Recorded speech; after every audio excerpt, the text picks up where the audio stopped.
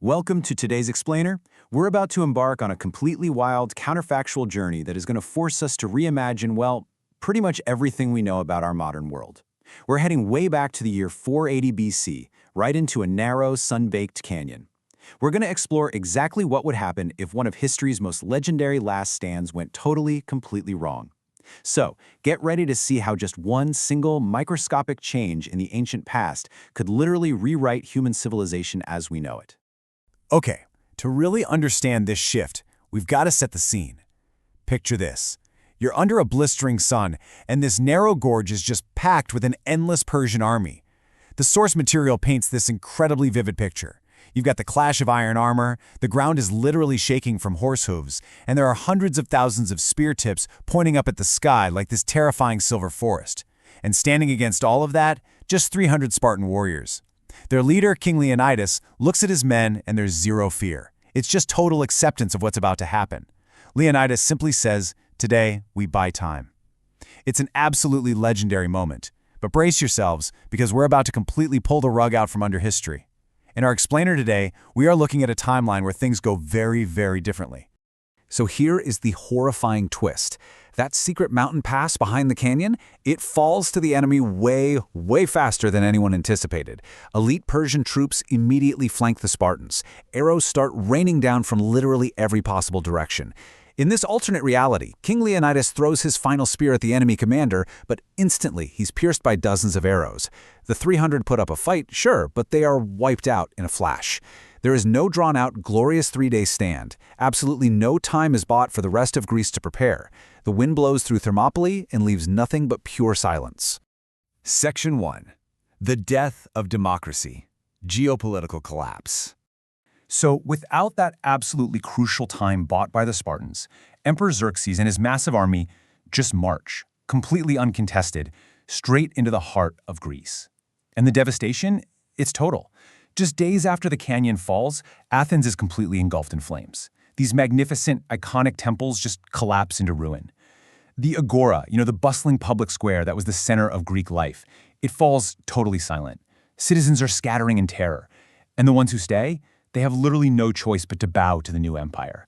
Those fiercely independent city-states, the Greek polis that fought so incredibly hard for their autonomy, they just vanish from the stage of history. One by one, they'd all surrender. And that brings us to democracy. In our world, it's the bedrock of modern society, right? But in this alternate timeline, it's a race before it's ever truly born. As years pass under Persian rule, citizens aren't gathering in the agora anymore to debate the future of their state. There is no voting. There are absolutely no citizen rights. Every single decision comes straight down from the emperor's governors. The very concept, the word democracy, just disappears into the void of history before it even has a chance to take root. Section 2. The Silencing of Philosophy. The Death of Thought. Now, the loss of political freedom is devastating, obviously, but the intellectual void that follows, that is perhaps even more terrifying. We're moving from the death of the state to the death of thought itself. Imagine a young, curious boy living under this oppressive imperial rule. He looks at the world with bright eyes. He loves asking profound questions. He goes up to the adults around him and asks a seemingly simple question. What is justice? But nobody answers him. Instead, terrified citizens rush over and immediately shush him, covering his mouth. In this era, questions are dangerous. Independent thought is a literal crime. Thinking is something you have to get permission to do. And the tragic weight of that silence? It's immense. Because that young boy, the one forced to keep quiet, goes completely unrecorded by history. Why? Because that boy was supposed to become Socrates. And because he is silenced, Socrates never exists. And because Socrates never exists, his student Plato leaves zero mark on the world. Without Plato, Aristotle just fades into nothingness. The great sprawling tree of Western philosophy, literally the foundation of how we think about ethics, science, and society today, is brutally chopped down before it can sprout even a single leaf. Section 3. A World Without Rome. A Fractured Map. Let's fast forward a few centuries and look at how this lack of Greek wisdom and resistance completely reshapes the entire map of the world. The geopolitical comparison here is just staggering. See, because ancient Rome never inherits the wealth of Greek philosophy, politics, and culture, it never rises to glory. It stays this tiny, totally insignificant local state. There's no sprawling Roman Empire, no foundational Roman law, no massive network of roads connecting the world. And because of that, Europe remains a fractured, disconnected land of small, localized tribes for centuries. Meanwhile, the Persian Empire, entirely unchecked, grows into this hypermassive global hegemon. It perfectly connects the East and the West under one absolute ruler. The Silk Road expands massively, sure, but it is strictly 100% under imperial control. Tracing this timeline reveals a really stark contrast to the history we actually know. 480 BC, complete Greek defeat. By the 1st century AD, Rome has totally failed to launch, remaining a minor state. Fast forward to the 15th century, a time when our timeline saw these incredible awakenings, but here, Europe is just stagnating in tribalism. Which brings us all the way to the modern era, where the center of global power permanently remains in West Asia, entirely bypassing the Mediterranean. Section 4. The Delayed Future. Progress halts. And it's not just maps and borders that change here. We're talking about the very trajectory of human capability. When total imperial rule dominates the globe without that vital spark of free inquiry, human progress grinds to an absolute halt. Entire monumental eras of human achievement simply fail to launch in this timeline. Think about it. No Renaissance. The scientific revolution? Severely delayed, which pushes back our entire understanding of the universe.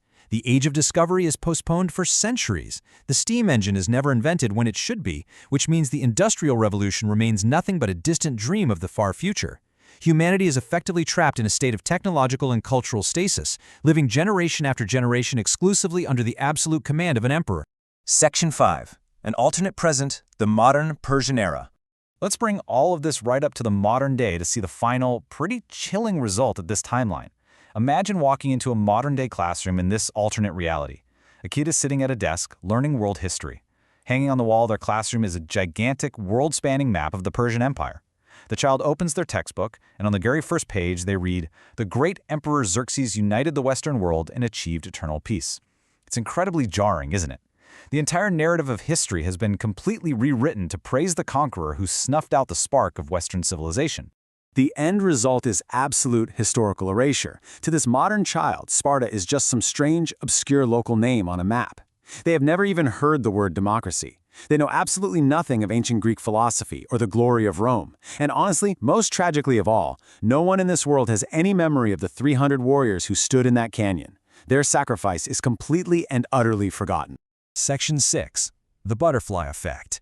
A Fragile Victory. All right, let's pull ourselves back to actual reality.